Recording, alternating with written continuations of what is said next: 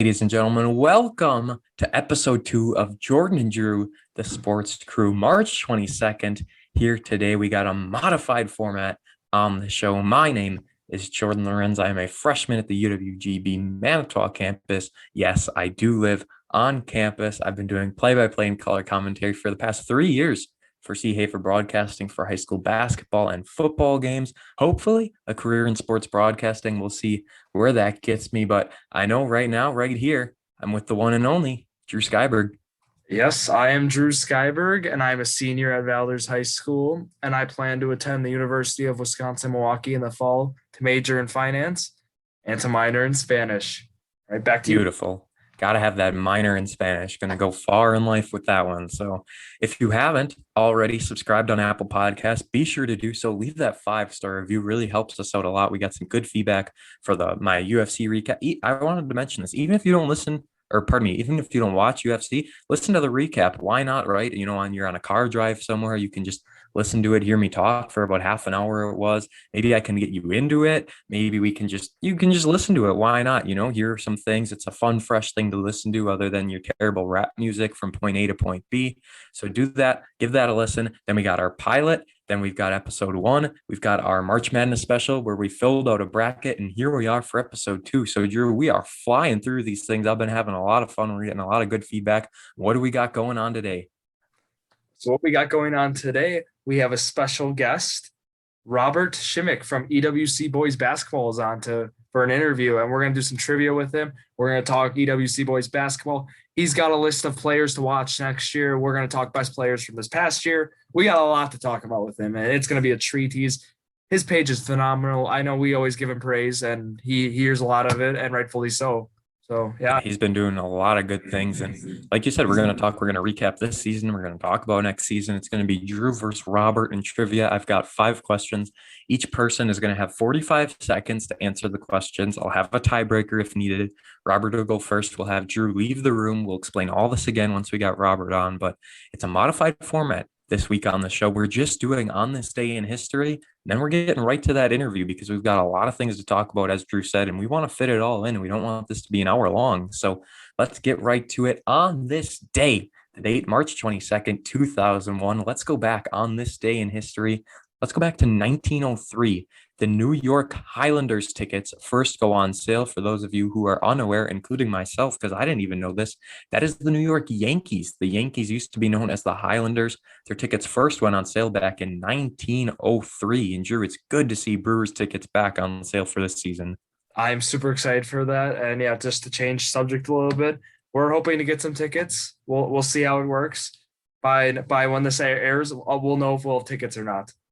That's exciting stuff. That is good to be back at the ballpark, American Family Field, whatever it's called, something like that. Baby. Yeah, get back to Miller Park. So on this day in 1958, the 20th NCAA Men's Basketball Championship sees Kentucky beat Seattle 84-72, the score of that game. And that's kind of interesting, seeing the Men's Basketball Championships end so early in March. I mean, it's only the 22nd, and these games are ending already. But going off that, the next one in 1969, the 31st Men's Basketball Championship is won as UCLA beats Purdue 92-72. This is when UCLA had a three-peat. They won back-to-back seasons.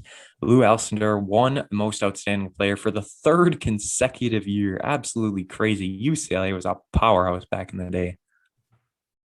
On this day in 1972, the one and only Kareem Abdul-Jabbar was named NBA MVP. You guessed that he scored the most points in NBA history back on our trivia on the pilot. And so it's crazy how you mentioned Lou Alcindor, and then it's crazy because after a few years, how Lou Alcindor changed his name to Kareem Abdul-Jabbar. So, we link them together. Yeah, I'm glad you mentioned that. I was going to get there, but you did it good. So that's 3 years apart right there. And then our last thing, 1989, it's just a random little thing I wanted to put out there because why not? Pete Rozelle announces retirement as NFL commissioner after 29 years. So that man was almost commissioner for 30 years, had to take a toll on him. That's a lot of work. Can't be an easy job being commissioner of the NFL. And I feel like anytime there's a commissioner or anything like that, everyone just hates them and they just give them all this crap and they're just on them 24/7. But times are certainly different back then. And I'm assuming it was a lot better working conditions than it is now. Oh, of course. And, like Roger Goodell, he, like you mentioned, all the backlash he gets. And hope I'm not really sure what backlash he might have gotten back in the day, but, doing that for almost 30 years, that's got to be tough. Yeah, good for him getting, and then Adam Silver too for the NBA, right? Anytime the draft happens, he just gets booed out of the building, which I think is awesome. He likes it too now because it's just kind of tradition at this point. But something that we might want to have a tradition here on the podcast, Robert Shimmick. We might want to have him on quite a few times, maybe not in the middle of summer, but still we're going to have him on basketball season quite a bit when we get there. This is some exciting stuff. Without a further ado, Drew, let's go to our interview with the one and only Robert Shimmick. Back here on episode 2, and for the first time ever, we have a special guest here on the podcast. This man runs the EWC boys basketball account on Instagram. He has his own podcast now, which I know Drew got me into, and I was listening to it through the end of the season, especially. Very good stuff. This man is the voice of the Brilliant Lions. He is a future UW Oshkosh graduate. Ladies and gentlemen, the one and only Robert Shimmick. Robert, how you doing today? I'm doing well. Thank you for the introduction. Just wrapped up a great season. Got to go over today, so I can't wait. It's going to be some good stuff here. I figured the best way to do this is we're going to recap the season that just happened, and then we'll talk about next season because I already know you're doing some predictions, seeing how teams are going to branch out. But let's start off. Overall, your impressions of the year. I mean, it was the COVID era. Things were totally different. I mean, players were having masks on. There wasn't full crowds. But how do you think the season went?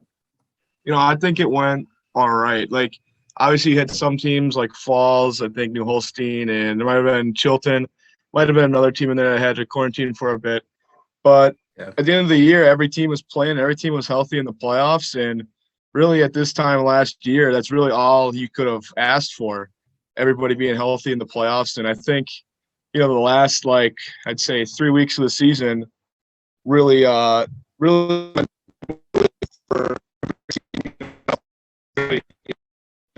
I just think it went all in all very well. And I think everyone has to pat themselves on the back for a good season. Yeah, I totally agree because, I think it's a miracle, state happened. I think that's awfully impressive by the WIA. They made state happen. It might have been with Oshkosh and not Oshkosh and lacrosse, but I think it's impressive that they got that done for both boys and girls. Drew and I, we went to one of the games, Drew went Friday night and Saturday night actually, but we got to go to Oshkosh for a few of them, and it was just a fun atmosphere. Obviously, nothing like normal state, how it would be with a packed Kohl Center or anything, but I think it was way better than usual. And Robert, were you surprised Roncalli didn't end up making it to state? Did you expect them to make a run? Yeah, I knew their sectional is going to be very tough to get out of. I obviously didn't. I mean, if you listen to the podcast, we didn't preview the Lutheran game. Lutheran, and I knew Lutheran was like a good team, and I knew they had some size. They just kind of freewheeled it as they played. But I was so surprised. But like I said, that stuff happens in the playoffs. It's one game elimination, one game series. Every game's a game 7. So anything can happen like that, and it's a shame. Roncalli had a really great year, but they're going to be back too, and we'll probably get into their finish or what they're going to be like next year coming up. Yeah, I think with Pout's coming back. I mean, you got the conference player of the year coming back. You got to be a favorite, Yeah, I think there's no doubt about it. Luke Poutz is an absolute powerhouse. So, you want to talk about some of your best players of the year from these teams, Robert? Yeah. So this season, I still have top 7 up here. Well, I'll talk about the top 5. My top 5. Sure. One player was different from the all first. What change I had was Hunter Kripling and Tyler Bonin. I didn't have Tyler Bonin in my top 5. I just thought there's some things Kripling can do that Bonin can't, or Bonin, I think his name is pronounced. Yeah. But still, great players, and you really can't have 2 players. That's usually just how it goes. You win the conference, you get more players recognized. If you take third, you usually don't have it. But Luke Poutz, Jeremy Lorenz, Jamison Nikolai, Travis Coleman, Hunter Kripling, Tyler Bonin are like that's those 6 guys that just kind of stand out as just your 6 best players in the conference. Then you have some other guys like Lucas Halbach, Carson Lepisto, Sam Casper, and we'll throw Cole Hovey and Peyton Dietrich on the list for shout them out. So they really good, really deep senior class this year. Like I'm taking a look at next year. We only had 1 junior on the all-conference list, and Luke Powitz. So it's going to be a lot of question marks next year. And the conference is I already kind of took a look, but, I don't really know senior class who's all going to step up beyond Luke Powitz.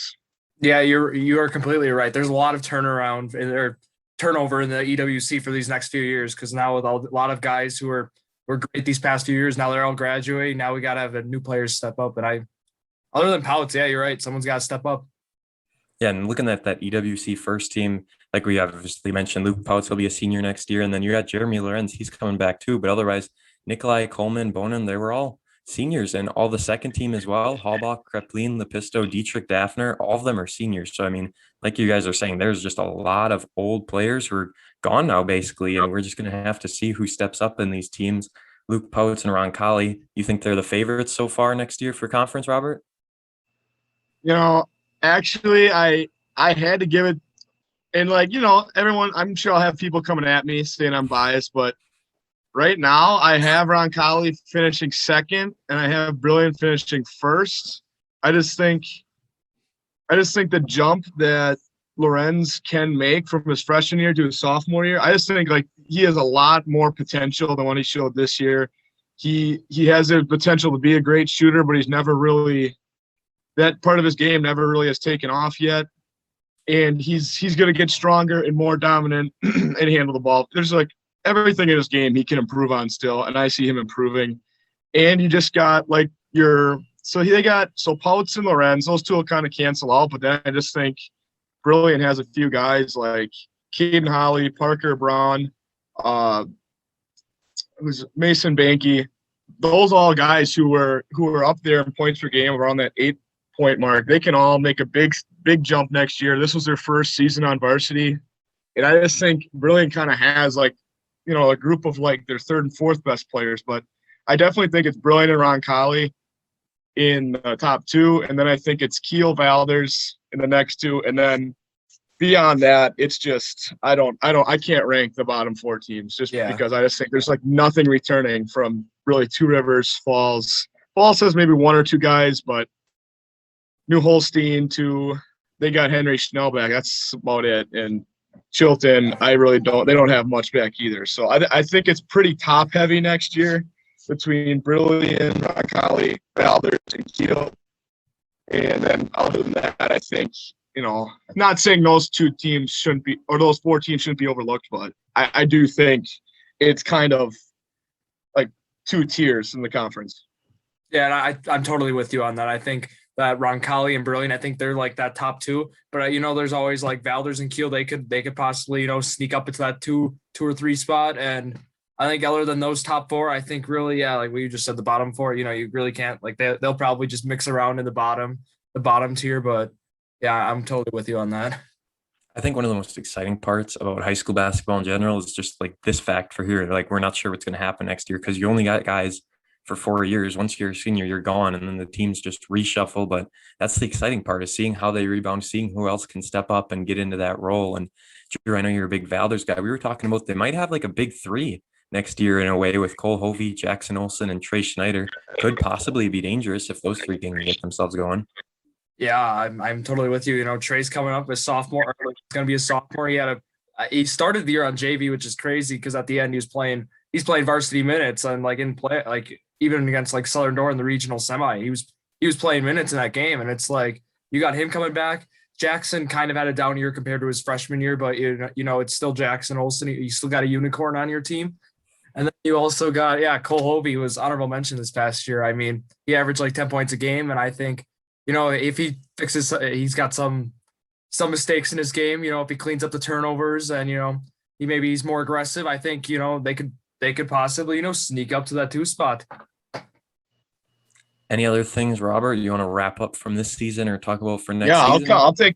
I'll I'll comment on that Valor's team a little bit. Cole Hovey's a really guy I liked watching. Just like he just makes some plays that just caught your eye. Like coming into the year, like I thought it would be Dietrich and Olsen. Those would be your two guys, and I knew who Hovey was, obviously, but like I didn't expect him. I think Peyton Dietrich was just kind of like their leader, but I think like Cole Hovey was like at times like you could have said he was your best player. I thought in the games I watched him, just a dominant, physical, and like always kind of in control. That's what I watch. But yeah, I do think Valor's got one of the better coaches in the conference too. They're always prepared, always well coached. They always play good defense. So it's like they're definitely a team. And the only other thing I put Kiel in there, I need to comment on like Kiel's like JV team. Like Kiel's JV team is like something else. They got a lot of good players. I mentioned them before. They got two solid players in their 8th grade class. Not sure. I know Cade Velker. They got another Velker coming. He's pretty solid too for that 8th grade class. Yeah, they got one more yet. How many are He'll be there, solid, like and then they got this. I think there's 4, and he's their last one. He's the last one coming. Thankful for the rest of the EWC, but. And then I think there's another kid, this April kid, who's pretty solid. Not sure if those two will be on varsity next year, but those will be Kiel teams too in the next couple of years. Yeah, I never really paid a whole lot of attention to the JV games. Like even games I go to, like they're on in the background basically as I'm getting stuff ready or whatever. And not like I'm fully intent watching all these kids. So good to know that even Kiel has some more guys coming up. But I think that's our big 4 for next year. Roncalli, Brilliant, Kiel, Valders. I think it's no question. Roncalli and Brilliant will be 1 and 2, some combination of that. Then you would have to expect it's Kiel, Valders, but the rest, like we said before, just kind of up in the air in my opinion. Any final thoughts or anything here, or should we get into some trivia? The fun little thing to end our episode. Let's do it. All right, so Drew's going to take his headphones off. He's going to leave. I'll text him when he can come back. Robert, I'm going to ask you 5 questions here. I was going to make it timed, but we don't have to make it timed. We'll just go. So we got 5 questions set up for you. First of all, which team, this is all from the past season that just ended, obviously. Which team finished last in the EWC?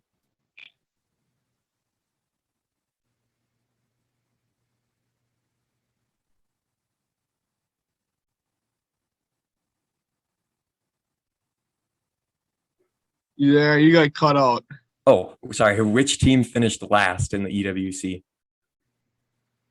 Sheboygan Falls finished last, kind of with their losses. But I think their record, they came in last. Okay. Second question. I'll tell you if you're right or wrong when we get Drew back. We'll talk about them all at the end. All right. Kiel's only conference losses came against who? So who did Kiel lose to in conference? Kiel lost to Valders twice and Roncalli twice. Okay. Question number 3. True or false? Luke Pouts averaged 21.2 points per game. False. Okay. 4th question here. Name Two Rivers' leading scorer for the season.